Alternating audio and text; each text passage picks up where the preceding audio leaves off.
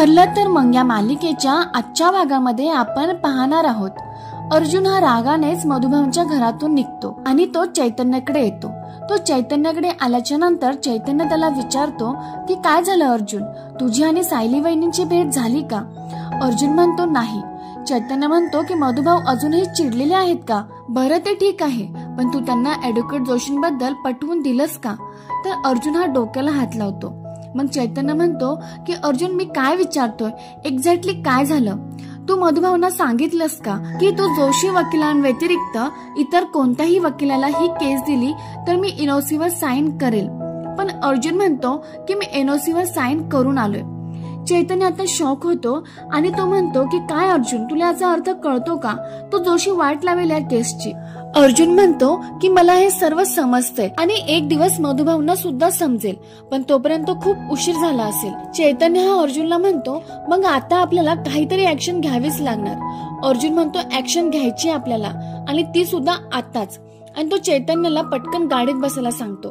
चैतन्य त्याला विचारत असतो की आपण कुठे चाललोय, पण अर्जुन त्याला काहीच बोलत नाही आणि पटकन गाडीत बसायला सांगतो आणि मग ती दोघेही तिथून निघतात. इकडे घरी मधुभाऊ सायलीला सांगत असतात एनओसी वरती माझ्या आधीच्या वकिलांची साईन मिळाली. आता मी कोणत्याही विघ्नाशिवाय केस लढवू शकतो.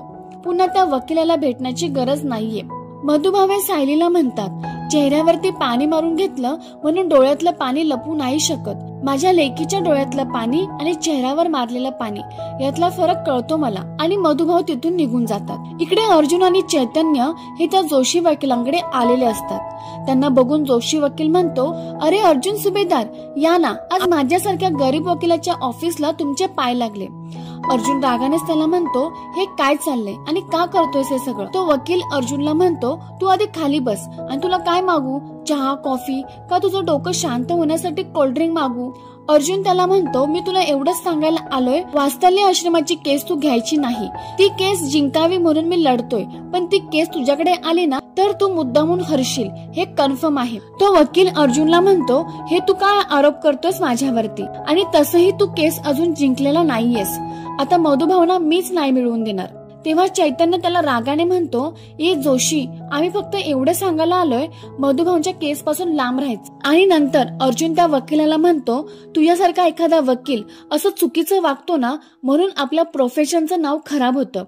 मी तुला शेवटचं सांगतोय, वात्सल्य आश्रमाची केस मध्ये इन्व्हॉल्व्ह व्हायचं नाही. ही केस जर तू घेतलीस ना तर तुझी वकिली कशी बंद करायची मी याचा प्रयत्न नक्कीच करेल. तो वकील त्याला हसत म्हणतो मी इतक्या आदराने बोलतोय आणि तू आणि तुझा मित्र अरे तुरेवरती आलाय. तुला जे बोलायचंय ते लिगल भाषेत बोल.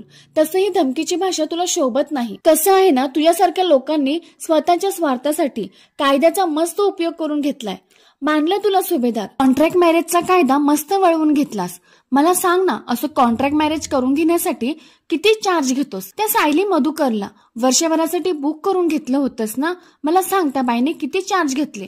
वर्षभरासाठी लमसम चार्ज घेतले का पर नाईट चार्ज केलं? वकिलाचं हे असं बोलणं ऐकल्यावरती चैतन्य आणि अर्जुन दोघेही खूप चिडतात. तो वकील एवढ्यावरच थांबत नाही.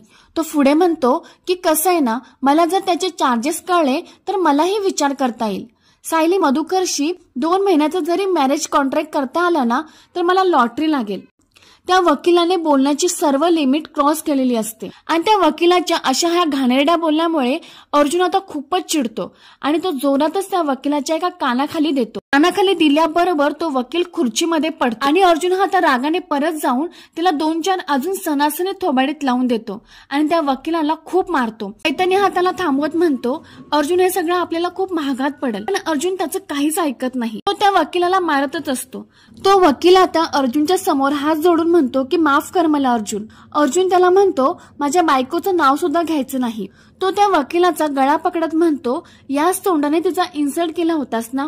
अर्जुन हा खूप चिडलेला असतो. तो त्याचा गळा हा खूप जोरात पकडतो.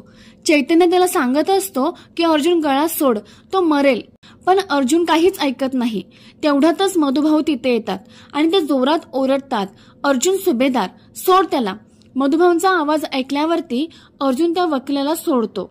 मधुभाऊ हे अर्जुनला रागाने म्हणतात, तू माझ्या वकिलावरती हात उचलला, मी तुझ्याकडून केस काढून घेतली म्हणून तू या थराला गेलास, एका माणसाचा जीव घेण्याचा प्रयत्न केलास. अरे किती दिवस तू आणखीन आम्हाला छळणार आहेस?